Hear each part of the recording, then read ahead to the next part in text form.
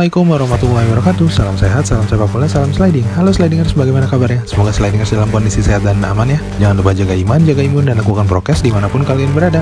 Tayangan Angkal kali ini akan mengulas peta kekuatan statistik dan menakar peluang Garuda dalam menghadapi AFF Cup 2020 yang telah berlangsung di bulan Desember ini. AFF Cup 2020 juga merupakan ajang prestisius sepak bola Asia Tenggara. Yuk langsung saja kita cek peluang, strategi, dan statistik timnas Garuda kali ini. Tapi yang belum subscribe, jangan lupa klik dulu tombol subscribe-nya ya, like dan aktifkan notifikasi loncengnya untuk mendapatkan informasi terbaru dari Angkal. Berikut ini adalah sekilas cuplikan laga perdana timnas Indonesia melawan Kamboja tadi malam. Indonesia berhasil mencetak 4 gol melalui 2 gol brace Rahmat Irianto melalui sundulan kepala dan gol dari Evan Dimas dan Ramai Rumakiek. Meskipun menang, namun Indonesia sempat kebobolan 2 gol dari Kamboja. Selain itu masih banyak yang harus dibenahi oleh Coach STY, terutama saat bertahan dan fokus dan disiplin selain determinasi pemain timnas.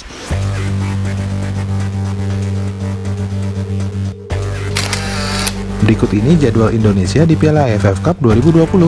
Salah satu partai kunci Indonesia adalah saat melawan Vietnam di tanggal 15 Desember dan rival Malaysia di tanggal 19 Desember.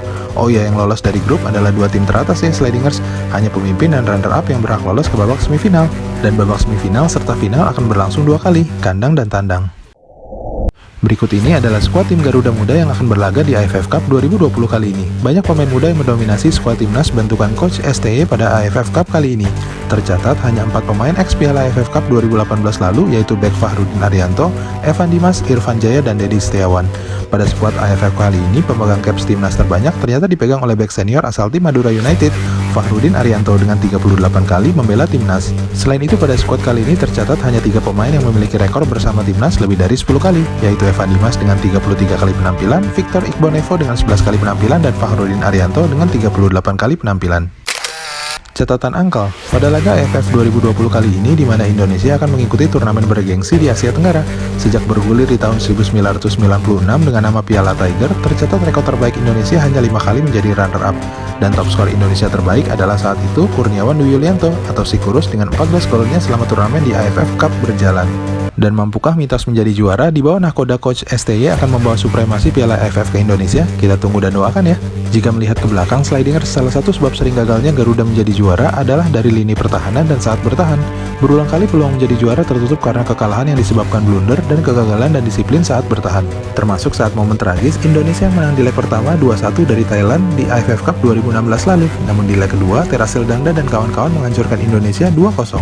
Pada laga kali ini, lini pertahanan Indonesia Angkal perkirakan akan bertumpu kepada 3 orang, yaitu Elkan Beckett, Victor Iqbonevo, dan wingback sayap Indonesia Asnawi Mangku Alam. Elkan Beckett, pemain naturalisasi yang baru berusia 19 tahun ini, memang memiliki potensi fisik yang sangat mendukung dalam mengawal pertahanan timnas Indonesia. Selain itu, Victor Iqbonevo dan Asnawi juga merupakan pemain yang memiliki pengalaman dan jam terbang untuk mengawal lini pertahanan Indonesia.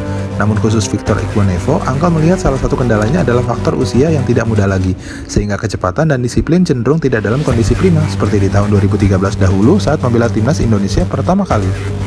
Jika melihat lini serang timnas Garuda di Piala AFF 2020 kali ini, Angkal perkirakan 3 pemain kunci timnas antara lain Witan Sulaiman, Egy Maulana Fikri, dan Irfan Jaya dapat menjadi krusial, terutama saat menyerang. Namun pemain lainnya macam Ricky Kambuaya, Yabes Roni, dan Abimanyu dapat menjadi alternatif dengan stamina dan determinasi yang cukup tinggi. Tuntutan determinasi dan fokus konsisten selama 2 babak tentu menjadi kunci Coach STY saat melatih timnas Indonesia saat ini. Jika melihat ke belakang, berulang kali masalah fokus, disiplin, dan konsisten permainan timnas Indonesia hanya sanggup bertahan sepanjang 1 babak. Ini tentu sangat berbahaya jika tidak ingin berulang kembali momentum buruk saat menghadapi rival Malaysia, Thailand, dan negara kuda hitam yang sudah menjadi tangguh Vietnam. Jika melihat rival Indonesia di Piala AFF Cup 2020 ini, tentu saja laga melawan Malaysia dan Vietnam akan menjadi penentu nasib Indonesia untuk melaju ke fase berikutnya. Dengan catatan tidak boleh terpeleset saat melawan Kamboja dan Laos. Yang patut diingat, tim tetangga baik Kamboja dan Laos juga sudah berbenah dan memperbaiki diri. Maka laga melawan tim Kamboja dan Laos harus dimaksimalkan di mana semakin banyak mencetak gol dan sedikit kebobolan akan sangat berpengaruh bagi tim Indonesia.